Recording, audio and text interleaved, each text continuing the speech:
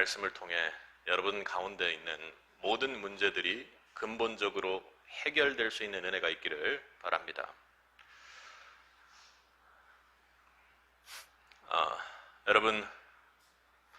여러분 삶 속에서 다들 부부의 연을 맺고 있으니까 부부 사이에 다른 사람들이 만약 개입한다면, 대표적으로 부모님이 개입해서 부부의 문제 속에서 어떤 어려움이 있다면 여러분은 그 문제를 어떻게 해결하시겠습니까? 또 삶을 살다 보면 여러분들이 자녀를 양육할 때 자녀가 이 부모의 뜻을 전혀 반대로 하고 그리고 막무가내로 그렇게 움직여 나갈 때 여러분 그 문제를 어떤 방식으로 해결하십니까? 좀 더 구체적으로 생각해 보면 여러분이 회사를 운영하는 회사의 사장님인데 만약 매일 그 직원이 술이 덜 깬 모습으로 만약 출근을 계속 한다면 여러분은 그 문제를 어떻게 하실 것입니까? 그리고 여러분이 이런 일상적인 삶 속에서 일어나는 해결하기 힘든 미제의 문제들만 겪는 것이 아니죠. 오늘 만약 여러분들이 예배드리러 오는 그때 여러분 차 앞에 노숙자가 정말로 힘든 모습으로 거기에 차 문을 열어야 되는 그 위치에 만약 앉아서 있었다면 여러분은 그 문제를 어떻게 해결하셨겠습니까? 여러분 삶에는 이렇게 영적으로 또 육적으로 여러분 세세한 그 삶의 한가운데서 일어나는 작은 문제들이 있습니다. 그러나 그 문제는 해결하려자 치면 우리의 영적 선택 그리고 또 삶 속에서의 선택을 해야 되기에 우리는 참 어려움을 겪게 됩니다. 삶은 이렇게 작은 마디부터 큰 궤적까지 어렵다라는 것을 여러분은 분명히 알게 될 것입니다. 성도의 인생이라는 것이 삶의 어려움을 받아들이고 또 세상 사람들하고는 다른 방식으로 그것을 인정하고 수용하는 하나님과의 관계의 과정이다. 말씀을 준비하며 그런 생각들을 해봤습니다. 현실적인 문제뿐만이 아니라 삶의 목적과 의미, 영적인 문제들, 허다한 그런 문제들이 성도의 인생에서는 있습니다. 세상 사람과 달리 성도의 인생은 복받은 그런 인생만 있는 것이 아니라는 것이죠. 문제는 언제나 성도의 인생에도 앞에 놓여 있는 것입니다. 우리는 이 문제들을 어떻게 풀어가야 할까요?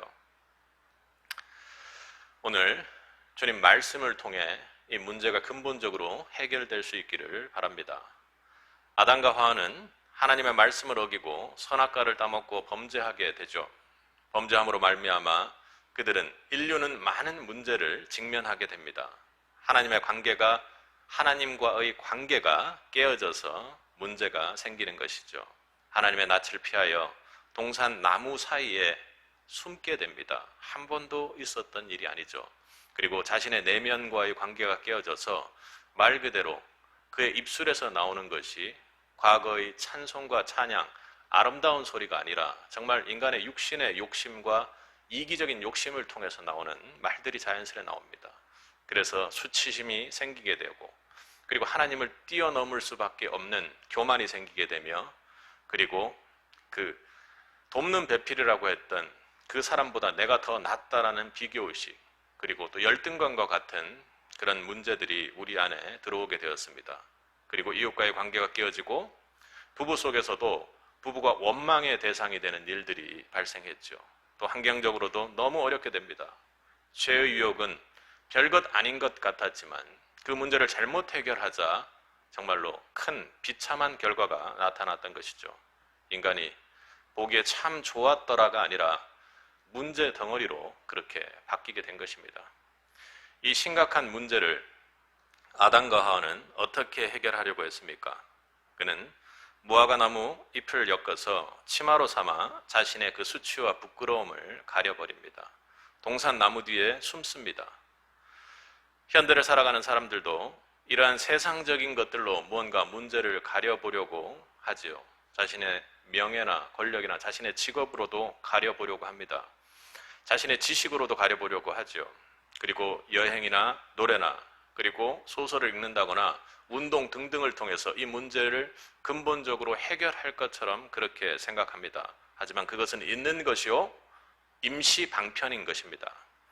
오늘 본문에 아브라함 가정에도 별 문제가 없을 것 같지만 하나님의 언약도 받고 하나님과 그렇게 교제하며 문제가 없을 것 같지만 문제가 생깁니다. 그러나 그들의 해결 방식은 또 여전히 참담하게 믿음의 조상으로 바라보기에는 안타까운 모습입니다. 우리가 지난주 살펴보았던 15장의 말씀에서 하나님과 두려움 속에서 구체적으로 교제하던 아브라함이고 그리고 언약의 말씀을 시청각 교육으로 받았습니다. 그런데도 아브라함과 사레의 불신은 그들이 상상할 수 없는 그런 문제를 만들어냈습니다.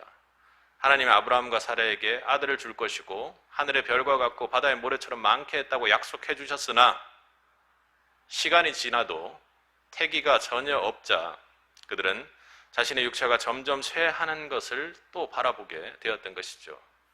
그래서 어떤 방법을 씁니까? 16장 우리가 읽지 않고 지나온 상반부를 보면 사레가 아브라함에게 자신의 종인 하갈과 동침을 해서 아들을 얻으라는 좀 인간적인 방법을 그렇게 제시했습니다. 아브라함이 그 사레의 그 생각을 받아들여서 하갈과 동침하여 하갈이 태를 가지게 되는, 임신을 하게 되는 그런 상황입니다. 이때까지만 해도 모든 것이 그들의 생각대로 척척 이루어진다고 생각을 했습니다. 당시의 어떤 종의 문화나 그리고 태를 가지는 그런 문화를 생각해 보면 그것이 어찌 보면 자신들의 생각대로 이루어진다고 생각을 했던 것이죠. 그러나 곧 모든 것이 그들의 생각대로 되지 않는 상황을 만나게 되었습니다. 우리 4절부터 6절을 보면 아이를 가진 하갈이 자신의 주인인 사레를 무시하고 업신여기기 시작했습니다. 인간이라면 예측이 가능하죠. 아이도 못 낳는 여자가. 이런 느낌이 지속되었던 것이죠. 이 일로 인해 사레는 모든 원인을 하나님께 돌리며 원망했습니다. 그러니까 자신 마음대로 해놓고 이 결과가 자신에게 격양되게 하고 힘들게 만드는 상황들이 되어버리니 하나님을 원망했습니다. 그리고 불행한 상황의 모든 책임을 현실적으로는 자기 남편에게 돌렸습니다. 그리고 본인은 하갈을 급기야 학대해버리는 일, 믿음의 조상으로서는 도저히 하기 힘든 일들이 벌어진 것입니다. 오늘 하나님은 아브라함 가정에 나타난 이 문제를 구체적으로 들추시면서 이 문제를 통해 우리 세빛 인생들이 겪는 그 문제들이 근본적으로 해결될 수 있기를 축복하십니다. 우리 7절과 8절을 한번 읽어보겠습니다. 여호와의 사자가 광야의 샘물 곁 곧 술길 샘 곁에서 그를 만나 이르되 사레의 여종 하갈아 내가 어디서 왔으며 어디로 가느냐 그가 이르되 나는 내 주인 사레를 피하여 도망하나이다. 하갈은 도망쳤습니다. 견디다 못해 도망쳤습니다. 하갈이 사레의 핍박을 받은 문제를 위해 사레로부터 도망칠 것을 선택한 것입니다. 술길 샘물 곁까지 간 것을 보면 자신의 육신의 고향인 애굽으로 도망치려고 했던 것 같습니다. 고향으로 도망치면 모든 문제가 해결될 수 있을 것 같다라는 육신적인 마음의 생각이 있었을 것입니다. 여러분, 우리의 문제 해결의 모습이 하갈과 같습니다. 우리는 우리를 아브라함과 이삭과 야곱 그리고 바울처럼 믿음의 성도로 우리를 은근히 생각하는 경향이 있지만 성경을 볼 때 우리의 모습은 여전히 하갈이었음을 고백할 수밖에 없습니다. 특별히 가슴 깊이 와닿는 은혜가 있습니다. 어떤 문제를 보고 그리고 도망치고 그냥 일단은 보류해두는 우리의 모습 가운데 하갈의 모습이 그대로 있죠. 여전히 문제로부터 도망을 치면 우선 문제를 해결할 것처럼 그렇게 생각을 합니다. 야곱도 모세도 도망을 쳤지만 문제의 근본적인 해결책은 되지 않고 다시 돌아와 그 문제를 해결해야 했습니다. 요나도 하나님 말씀에 불순종하여 다시스로 도망을 쳤습니다. 그러나 도망은 근본적인 문제가 해결되는 방법이 아니었습니다. 여러분, 모든 문제의 해결책은 근본적인 해결 방법은 어디에 있습니까? 그것은 하나님께 있습니다. 여러분 믿습니까? 아멘. 오늘 본문에서도 전지전능하신 하나님만이 모든 문제를 알고 계시고 문제를 해결할 능력을 갖고 계시다라는 것으로 우리 본문은 알게 합니다. 그 사실을 세밀하게 보여주죠. 여러분, 급박하게 도망하는 하갈의 모습에서 그 아브라함의 가정과 전체의 상황을 한번 여러분들이 생각해 보시기 바랍니다. 그 상황이 여러분 대충 상상이 가세요? 여러분들은 뭐 드라마나 이런 것들을 잘 즐겨보시는 분들이 아니니까 완전 막장 드라마의 일면이 보여지는 그 가정의 상황을 한번 생각해 보십시오. 모두들 떨고 모두들 이기심과 모두들 적개심과 분노를 가지고 서로를 바라보고 서로의 탓만하는 그런 상황들이 아닙니까? 정말로 사단이 득실득실한 그런 상황입니다. 그런 때 격분한 감정으로 격앙된 상황에서 누가 하갈의 영혼을 생각이나 하겠습니까? 이런 상황이 있으면 저 하갈이 너무나도 힘들 텐데 하는 그런 상황이 누가 그걸 생각할 수 있었겠습니까? 만약 그걸 생각하는 사람이 있었다면 일이 이 지경까지 이르지는 않았겠죠. 처참하게 쫓겨나는 그 위치에 있는 하갈 말입니다. 그런데 하나님께서는 도망가는 하갈에게 직접 찾아와 만나 주셨습니다.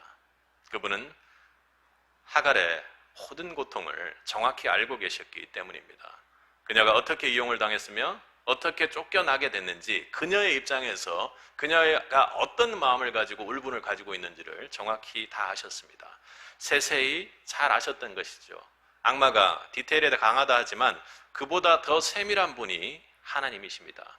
하나님께 앞에 숨겨진 것은 그 어떤 것도 없습니다. 그것이 나의 잘못이건 그리고 나의 아픔이건 그리고 나의 상급이건 절대로 하나도 하나님 앞에서는 숨겨질 것이 없습니다. 하갈이 비천한 여종의 신분이었지만 하나님은 그 한 사람을 사랑하십니다. 긍휼히 여기시죠. 하나님, 우리가 정말 보잘것없는 자리에 있는 그때에도 우리를 보시고 불쌍히 여겨주십니다. 문제는 우리가 하나님을 그 상황에서 거부한다는 것입니다. 문제의 해결은 뒤로 한 채, 내 안에 죄의 문제는 뒤로 한 채, 문제 앞에서 그냥 두려워 하나님을 떠나버린다는 것입니다. 그러나 덮어둠은, 회피함은, 도망은 성도의 해결 방법이 아닙니다. 그래서 우리 8절 상반절을 보면 하나님의 사자가 이렇게 말을 합니다. 상반절 한번 읽어볼까요? 이르되 사레의 여종 하갈아, 내가 어디서 왔으며 어디로 가느냐?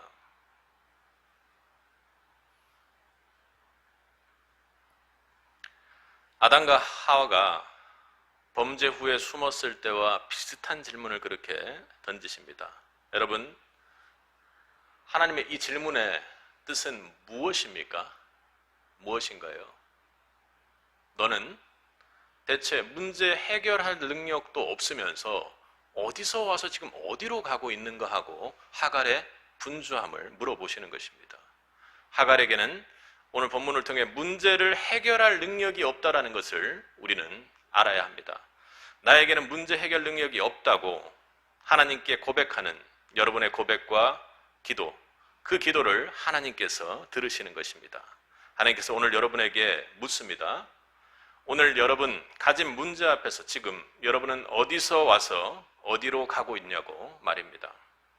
여러분, 우리는 문제를 일으키는 것에는 전문입니다. 그리고 대책 없이 움직이고 대책 없이 한번 시도해보고 그리고 도망가고 그리고 방치해 두는 것에는 우리가 전문이죠. 그러나 근본적으로 우리는 문제를 해결할 능력이 없는 사람입니다. 여러분, 그렇게 고백됩니까? 하나님 앞에?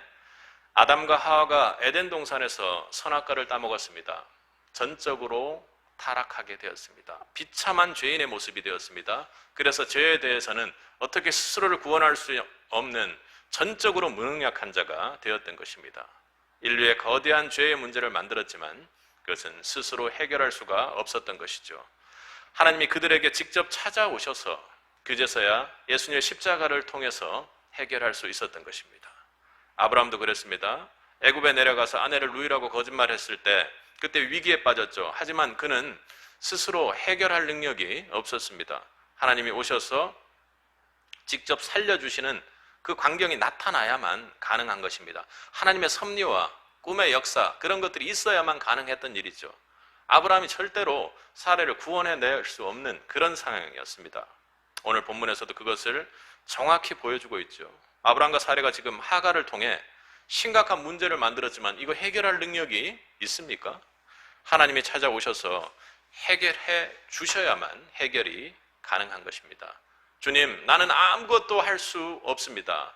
내 시대가, 내 인생이 주의 손에 있사오니 나를 건지소서, 나를 살리소서 하는 그 고백이 있기를 바랍니다.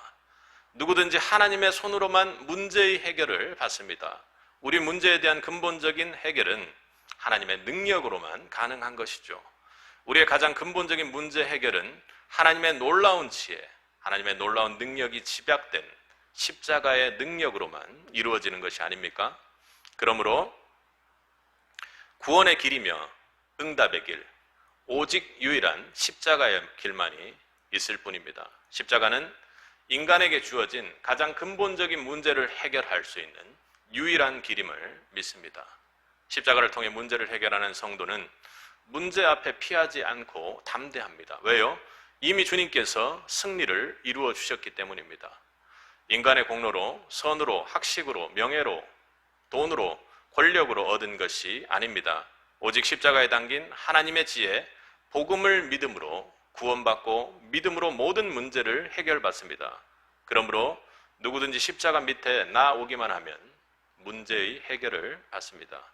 인간의 힘으로는 도저히 풀 수 없는 하늘의 문제를 하나님께서 해결해 주시는 것입니다. 여러분, 어떻게 십자가에 달려있는 도둑에게 복음이 전해지겠습니까? 어떻게 죽음을 얼마 앞두지 않고 있는 병환을 가지고 있는 사람들에게 복음이 전해지겠습니까? 우리가 복음 제시를 한다고 그것이 해결되는 것입니까? 아닙니다. 하나님께서 우리의 입을 통해 복음 제시를 시키지만 하나님께서 역사해 주셔야, 은혜로 믿음을 주셔야 문제가 해결되는 것이죠. 믿음으로 구원받을 수 있는 것입니다. 인간의 힘으로는 도저히 풀 수 없는 하늘의 문제를 십자가의 능력으로 해결받는 것입니다. 우리의 근본적인 문제의 해결점이 거기에 있는 것이죠. 구원과 영생을 맛보게 됩니다. 그래서 십자가만이 모든 문제 해결의 열쇠가 되는 것입니다. 아멘. 여러분 가슴 속에 십자가에 대한 이 믿음이, 십자가의 능력에 대한 믿음이 완전히 자리 잡을 수 있기를 축복합니다. 사랑하는 성도 여러분, 십자가를 튼튼히 붙잡으실 때 하나님은 십자가를 바라보는 사람에게 큰 능력이 주십니다. 그리고 십자가를 붙잡고 기도하는 자들에게 하나님께서는 능력을 부어주시고 하나님의 역사가 일어날 수 있도록 축복해 주시는 것입니다. 문제의 해결의 근본은 하나님께 있습니다. 여러분이 바라보고 기도하는 십자가에 있는 것입니다.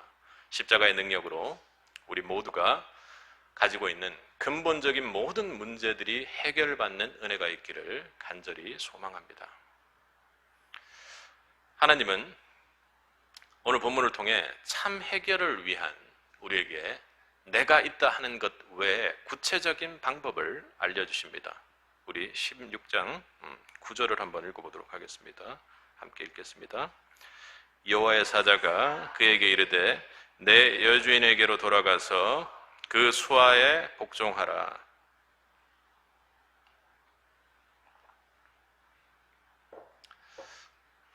하나님이 하갈을 감찰하시고 자세히 살펴보고 계시고 모든 걸 안다면 지금 상황에서 우리가 생각할 때 하갈이 도망가는 길을 좀 잘 알려주시거나 도망가는 길에 도망가서 잘 살 수 있는 누군가를 만나게 해주신다거나 이런 방법을 하갈에게 쓰지 않으셨습니다.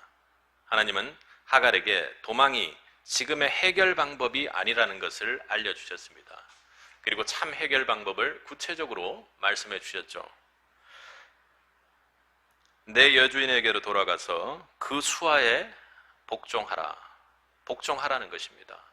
왜 하갈이 사례로부터 도망을 쳐야 했습니까? 4절을 보면 아브라함이 아이를 잉태한 것을 알고 교만해져서 주인을 멸시하고 또 주인을 불순종한 것 때문입니다. 아브라함과 사라가 하갈에 대해서 잘못한 것들이 분명히 있습니다. 그러나 이것은 하갈 편에서도 잘못한 일이 있다고 이야기하는 것입니다. 당시 하갈의 모습을 여러분 생각해 보면 아이도 못 낳는 주인이라고 얼마나 멸시했겠습니까? 그 분위기가 흘러가게끔 주변 사람들에게 이야기를 하고 다녔을지도 모릅니다. 세를 형성했을지도 모르죠. 그건 추측이긴 합니다만 분명히 사단이 그런 역사를 했을 수 있습니다. 자기 자신의 신분을 망각하고 자기 자리를 지키지 않은 것입니다. 아이를 낳은 것 때문에 자신이 오히려 하나님께서 정해놓은 주인의 자리에 올라가는 그런 우를 범한 것이죠. 하나님은 하갈에게 지금 뭐라고 말씀하시는 것입니까? 너 본래의 자리로 돌아가라고 명령하신 것입니다. 여러분, 먼저 사람들은 문제가 생길 때 하나님의 명령을 들을 수 있는 자리에 있는 것이 중요합니다. 인간의 불행은 이 자리를 지키지 않는 데서부터 커지게 되는 것입니다. 아담이 그랬고 하갈이 그랬으며 아브라함과 사라가 그랬습니다. 그것이 문제를 지고 사는 오늘 우리의 모습이 아닙니까? 하나님의 말씀을 들을 만한 자리에 있지를 못합니다. 오늘 이 문제를 해결을 위해 하나님은 오늘 본문에서 하갈에게 주인에게 돌아가 복종하라고 말씀하십니다. 오늘날의 관점으로 보면 하갈이 얼마나 화가 났겠어. 이렇게 쫓겨나기까지 했으니까 애를 붙잡고 나온 그 상황만 보면 그 문제를 그 상황 속에서 해결하려고 하는 사람은 연민 때문에, 그냥 단순한 사랑 때문에 이런 명령을 못할지도 모릅니다. 그러나 하나님은 하갈에게 주인에게 돌아가 복종하라고 명령하셨습니다. 이것이 하나님이 하갈에게만 향해 명령하는 것은 아니었던 것입니다. 하나님은 오늘 우리 모두에게 너의 자리로 돌아가서 하나님 말씀에 복종하라고 지금 문제 해결 방법으로 명령하고 계시는 것입니다. 하갈에게 하신 명령은 아브라함과 사라에게도 해당되는 것이었습니다. 왜요? 하갈이 아브라함과 사라에게 돌아갔을 때 돌아온 상황에서 무슨 얘기를 했겠습니까? 하갈이 나를 좀 받아주십시오 이렇게 굽히면서 얘기했겠습니까? 그러지 않았을 것입니다. 하갈이 이야기하는 것은 내가 이렇게 도망가는 그 과정에서 하나님께서 나타나셔서 나는 정말로 화가 나고 어려운 일 마음이 있었겠지만 하나님께서 나타나서 사레 당신 주인에게 가서 복종하라고 명령하셨습니다. 그래서 하나님의 뜻을 따라 여기에 왔다고 이렇게 이야기했을 것입니다. 그렇게 간증했겠죠. 그 말을 들은 아브라함과 사레에게 사랑의 긍휼의 마음으로 다시 종을 받아들이라는 하나님의 명령과 뜻이 있었음을 그들도 깨달았을 것입니다. 온다고 해서 그냥 무조건 아브라함과 사레가 받아줄 이유도 없는 것이죠. 그죠? 나가 이렇게 이야기할 수 있었음에도 이것이 하나님의 명령이구나 하고 그들도 받아들이게 되었다는 것입니다. 하나님은 문제를 만들어낸 모두가 그 각자의 책임 앞에 순종할 수 있도록 모두가 순종할 수 있는 명령을 하셨습니다. 만일 지금 하갈이 순종치 않았다면 어떻게 되었을까요? 도망자로 살다가 죽었을지 모릅니다. 아니면 이스마엘을 낳아서 그렇지 못했겠지만 이스마엘을 낳아서 복수의 화신이 되어서 결국에는 아브라함의 가족들을 죽이는 그런 처참한 역사가 일어나지도 않았겠습니까? 도망자로 살다가 죽거나 정말 처참하고 비참한 역사가 진행되었을 것입니다. 우리 창세기 16장 10절에서 11절까지를 한번 읽어보겠습니다. 여호와의 사자가 또 그에게 이르되 내가 내 씨를 크게 번성하여 그 수가 많아 셀 수 없게 하리라. 여호와의 사자가 또 그에게 이르되 내가 임신하였은즉 아들을 낳으리니 그 이름을 이스마엘이라 하라. 이는 여호와께서 내 고통을 들으셨음이니라. 홀로 아이를 광야에서 키운다는 것은 참으로 어려운 일입니다. 만약에 그녀가 순종하지 않았다면 그녀의 입장에서 봤을 때의 복은 얻지 못했을 것입니다. 하나님은 우리 각자의 순종을 통해 인생에 관계된 문제를 해결해 나가십니다. 그러니까 내가 여러 가지 모든 것을 생각할 것이 아니라 나의 입장에서 문제 해결할 때는 각자가 순종케 하시는 하나님을 믿고 어떻게 해요? 내가 순종해야 될 몫을 순종해내야 한다는 것입니다. 그리고 하나님은 순종하는 각자에게 복을 얻게 해주시는 분입니다. 순종하는 자에게 하나님이 준비하신 복주심으로 문제를 해결하시고 문제 해결을 넘어 그들 각자의 비전으로 나아갈 수 있도록 극복하게 하시는 것입니다. 만일 아브라함이 순종치 않는 상황을 한번 생각해 보세요. 하갈과 이스마엘 가슴에 있는 분노로 인해 가정의 불순종의 징계가 엄청나게 임했을지 모릅니다. 그러니까 하갈은 순종했는데 아브라함과 사레가 그 말씀에 하나님의 뜻인 줄 알고 순종치 않고 그들을 쫓아냈다고 한번 생각해 보십시오. 문제가 해결될 수 없는 것입니다. 아브라함과 사레는 하나님 앞에 또다시 정말 지울 수 없는 불순종의 사람으로 하나님의 골머리를 아프게 했을 것입니다. 그런데 하갈, 아브라함과 사레 모두가 하나님 말씀에 순종하게 될 때 불가능해 보였던, 깨질 수밖에 없었던, 정말 막장 드라마와 같던 그 믿음의 조상 주변에 일어나는 문제들이 정말로 화목 안에서 해결될 수 있었고, 더 나아가 축복의 자리로 바뀔 수 있었습니다. 우리가 문제의 해결을 위해 돌아가야 할 자리가 있다면 그것은 바로 순종의 자리입니다. 하나님께 불순종하는 것을 여러분 가벼이 여겨서는 안 됩니다. 인간 모든 문제가 하나님께 불순종하여 자기 자리를 지키지 않는 데서 출발했다는 것은 여러분이 더 잘 아실 것입니다. 에덴에서 인류의 문제는 불순종에서 시작되었습니다. 문제를 해결하기 위해서는 우리는 순종의 자리로 돌아가야 합니다. 그것은 겸손한 순종의 자리입니다. 사무엘상에서 이야기하는 것처럼 순종이 제사보다 낫다고 얘기합니다. 하나님께 순종만이 문제 해결하는 최선의 방법임을 믿고 순종하십시오. 겸손의 자리에 나가 순종하십시오. 겸손치 못하다면 순종할 수가 없습니다. 나의 자아가 죽은 그 순종의 자리로 나가야 하는 것이죠. 예수님이 그렇게 하셨죠. 예수님의 문제의 해결 방식, 이 땅에서 문제 해결 방식은 순종이었습니다. 언제나 하나님을 그 마음속에 모시고 사셨습니다. 그리고 자신의 삶의 주도권을 하나님께 전적으로 의탁하고 드리고 살았죠. 그리고 하나님께 철저히 순종하며 사셨습니다. 예수님이 하신 말씀들, 그리고 그분께서 행하신 모든 행동들 다 자기 마음대로 자신이 하고 싶은 대로 말씀하시고 행동하셨던 것이 아닙니다. 다 하나님께 받은 것들이며 예수님은 하나님 말씀에 순종하되 결국에는 죽기까지 순종하는 그런 영적 선택을 하셨던 것입니다. 거기에 하나님께서 가지고 있던 이 땅의 모든 문제들이 해결될 수 있는 은혜가 더해진 것이죠. 예수님께 있어서도 십자가를 쥐고 죽는 것은 결코 쉬운 일이 아니었습니다. 순종을 위해 그분은 기도하셨습니다. 얼마나 힘들었던지 땀방울이 핏방울이 될 정도로 기도를 하셨지요. 하지만 예수님은 결국에는 하나님 말씀에 끝끝내 순종하셨습니다. 온전히 순종하셨습니다. 그래서 자기 몸을 내어 십자가에 못 박히게 내어주셨습니다. 그러므로 자기를 보내신 하나님의, 이 땅에 보내신 그 하나님의 뜻을 온전히 이루고 우리 죄의 문제를 순종으로 완전히 단번에 완전하게 해결하셨습니다. 여러분, 온전한 문제 해결의 공식에 대입해야 할 마지막 답은 순종입니다. 아무리 지금까지 잘해왔다 할지라도 마지막에 순종하지 않으면 아무 소용이 없는 것이죠. 새벽 예배, 수요, 주일 예배를 나오고 기도 시간을 많이 하고 헌금을 많이 하고 부흥회를 돌아다녀 지적으로 정서적으로 내가 충만히 넘친다 할지라도 의지적으로 말씀에 순종해 나가는 것이 없다면, 그리고 내가 의지적으로 말씀을 듣는 자리로 나아가는 것이 없다면 성도의 문제는 근본적으로 해결될 수가 없는 것입니다. 기도로 받은 응답에 순종으로 반응할 때 진정하게 참으로 이 땅의 문제들이 해결되고 나의 근본적인 문제가 해결되는 사람들이 얼마나 많습니까?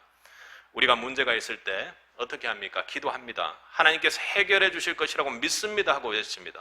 하나님을 의지한다고 합니다. 그러나 마지막에 순종이라는 이 과정을 넘어야 하는 것입니다.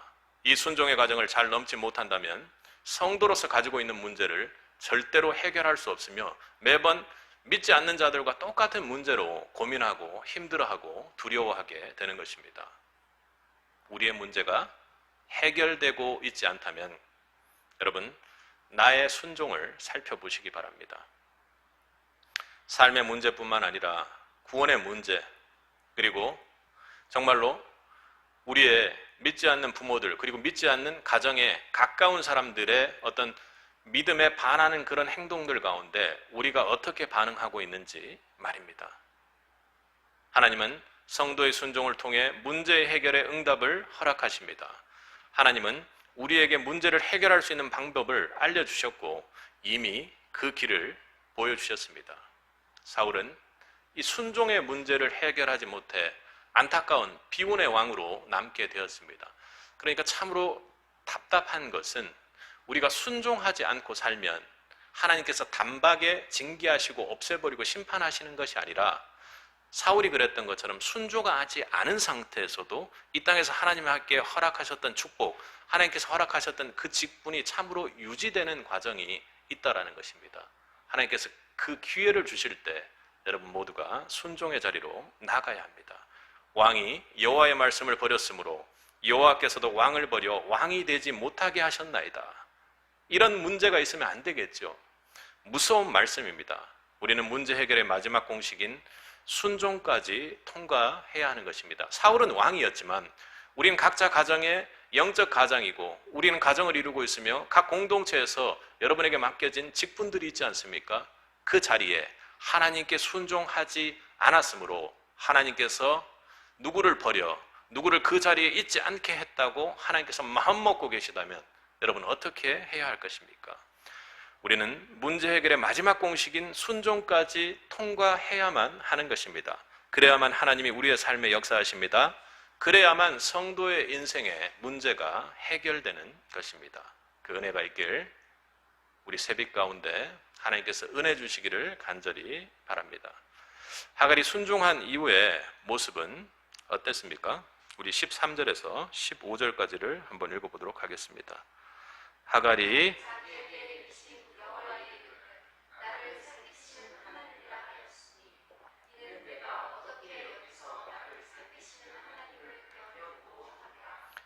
이러므로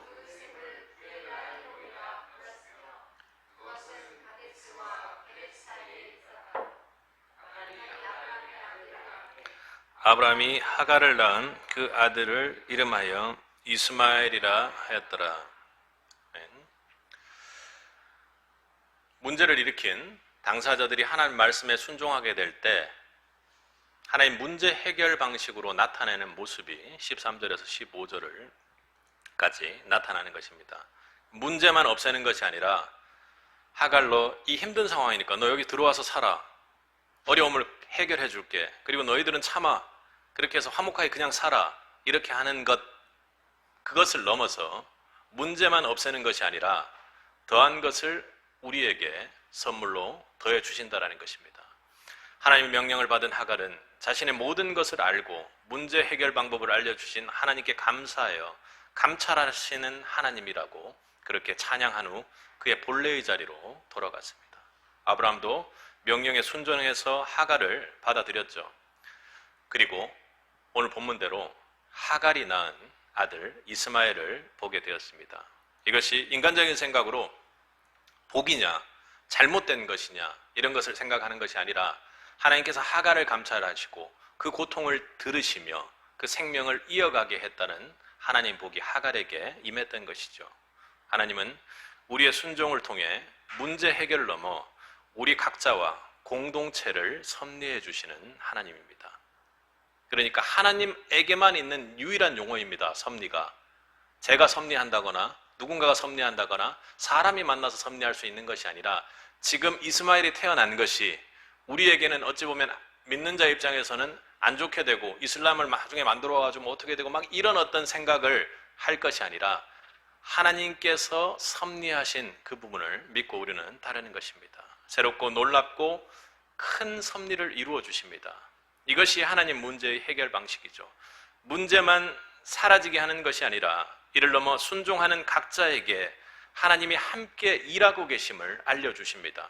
문제 해결 과정에서 우리와 함께 하시며 우리를 세밀히 간섭하시고 그 일들을 함께 하시며 축복해 주시는 분이 바로 하나님이라는 것을 알게 하시는 것이죠. 그리고 우리 삶 속에서 일어나는 우리의 연약함을 회복해 하시며 치유하십니다. 살게 하십니다.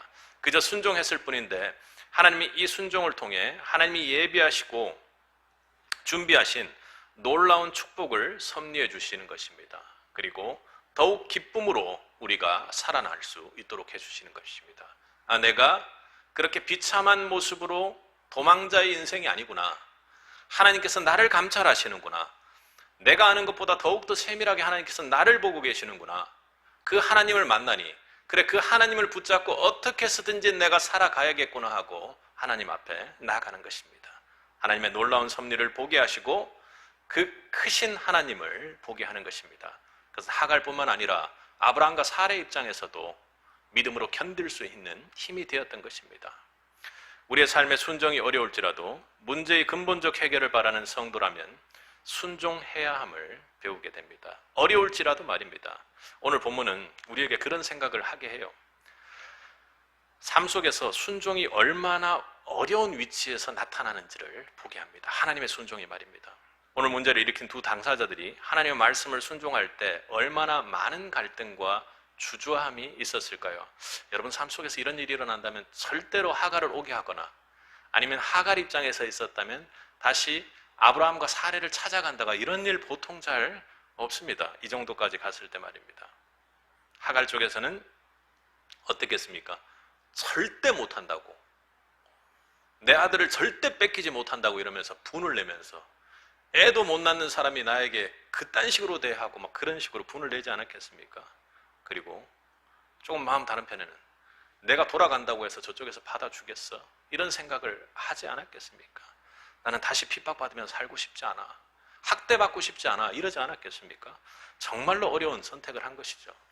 반대로 아브라함 쪽에서는 딱 한마디입니다. 세상 말로 치면 싸가지. 어떻게 종이 돼가지고 지가 아이를 낳은 것도 내가 그렇게 허락해서 만들어준 것인데, 하나님이 그렇게 만든 것인데 지가 어떻게 나를 멸시하고 무시하고 그럴 수가 있어? 하면서 비교의식, 열등감, 말로 할 수 없는 모든 분노들이 그렇게 나왔을 거 아닙니까? 만일 이 여자가 돌아온다면 어떻게 하죠?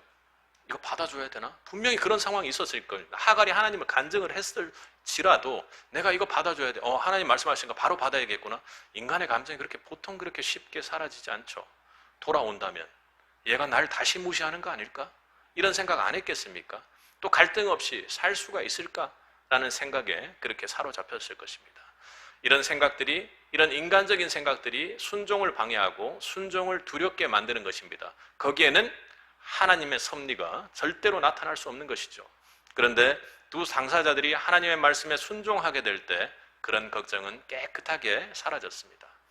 두 당사자들이 서로를 받아들이게 되고 다시 함께 살게 되었습니다. 각자 하나님의 축복을 다시 누리고 믿음의 여정을 시작할 수 있었던 것이죠.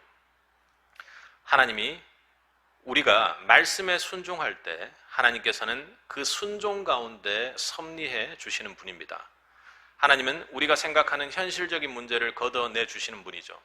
우리가 순종할 상황에서 현실적으로 어려움과 어렵지 않은가는 하나님께 전혀 문제가 되지 않습니다. 중요한 것이 아니죠. 그러니까 우리가 순종할 때 이걸 하라고? 하나님께서 말씀 보시면 내가? 저는 못합니다. 저는 할 수가 없어요. 아무리 생각해봐도 할 수가 없습니다. 대체로 믿음의 조상들이 그런 거부함을 하죠. 그러나 이것은 오히려 사단이 우리가 하나님 말씀에 불순종하도록 미혹시키는 과정임을 여러분 생각하시기 바랍니다. 인간적으로 가부를 고민할 것이 아니라 세리성도 여러분, 우리 순종 배후에서 하나님께서 섭리하시고 역사하신다라는 것을 믿을 수 있기를 바랍니다.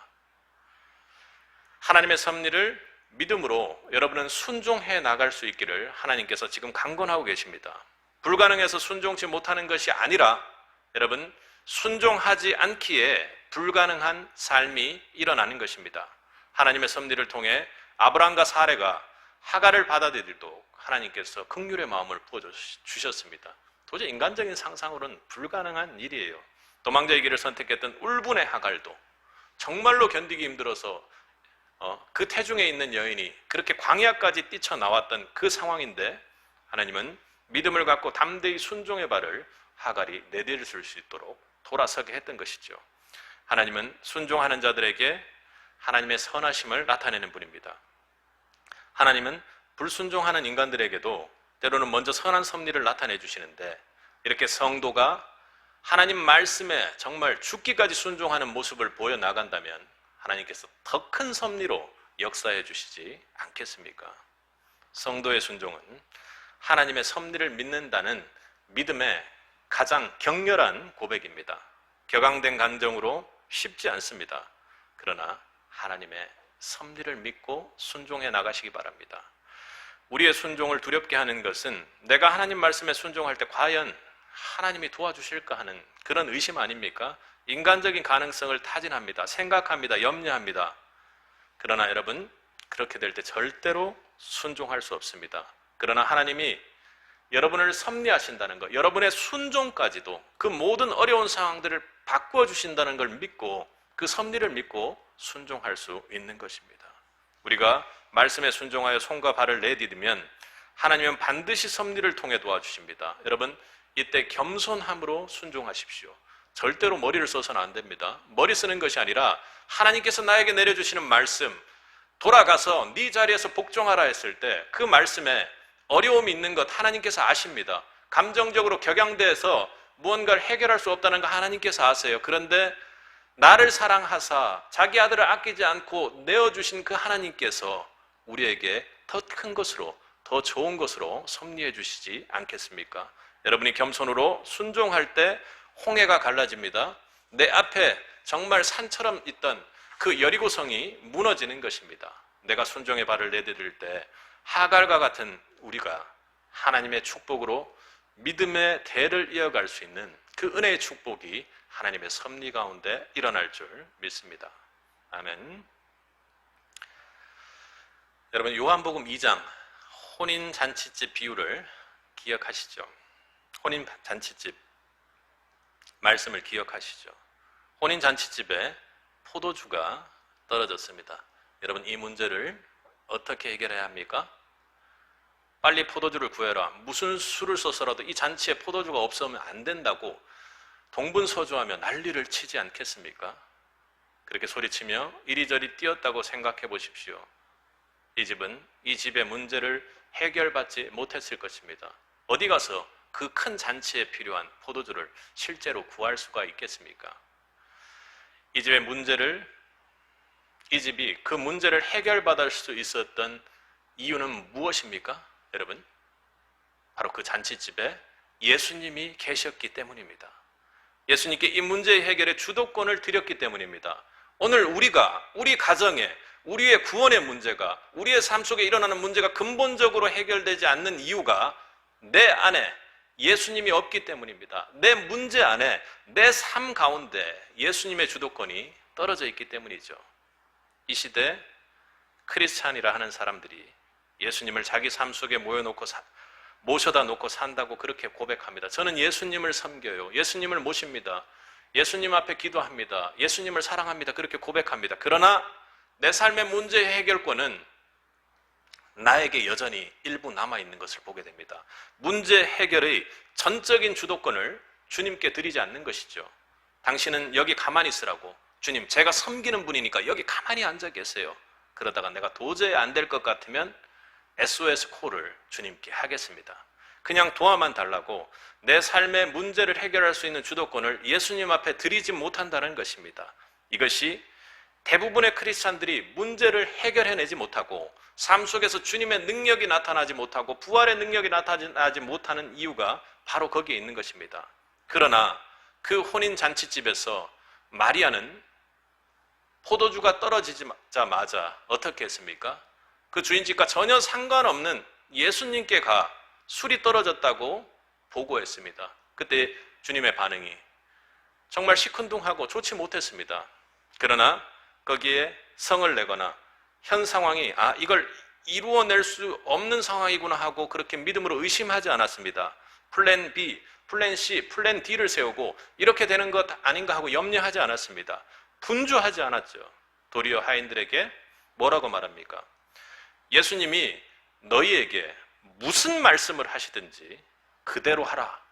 이렇게 말합니다. 무슨 말씀을 하시든지 말입니다. 끝까지 주님의 섭리를 믿었습니다. 순종하기 힘든 상황이지만 절대 순종을 의지적으로 택해 나아갔던 것이지요. 하인들도 거기에 은혜를 받았던 것입니다. 이 집의 모든 주도권을 주님께 드리는 것입니다. 단순히 문제 해결을 넘어 혼인잔치 전체를 예수님께 드렸던 것입니다. 왜요? 원래 혼인잔치의 주인이 바로 예수님이기 때문입니다. 꽉 막힌 감정이 격앙된 두려운 불신앙이 판치는 그 상황에서 그때 내가 주님밖에 없다, 주님 말씀을 들어야 된다, 주님만이 문제 해결의 근본이다 하는 믿음이 내 안에 열정적으로 넘쳐갈 때 주님만 바라보는 것입니다. 주님의 섭리를 바라보는 것입니다. 우리 성도 문제 해결, 그 길이 바로 여기 있는 것입니다. 우리는 못합니다. 길이 당신밖에 없어요. 주님께서 내 주인 되주셔서 당신이 나의 왕 되셔서 당신이 하십시오. 우리는 그저 지켜보고 명령하시면 따르겠습니다. 하가는 정말로 비참한 그 충격적인 격앙된 자리에서 그 하나님을 만났습니다. 자신의 참 전부를 일일이 세밀하게 보시고 감찰하며 만나시며 그리고 필요한 말을 전해주시고 명령케 하시고 굴복케 하시는 그 하나님을 그 자리에서 만나서 축복을 얻었던 것입니다.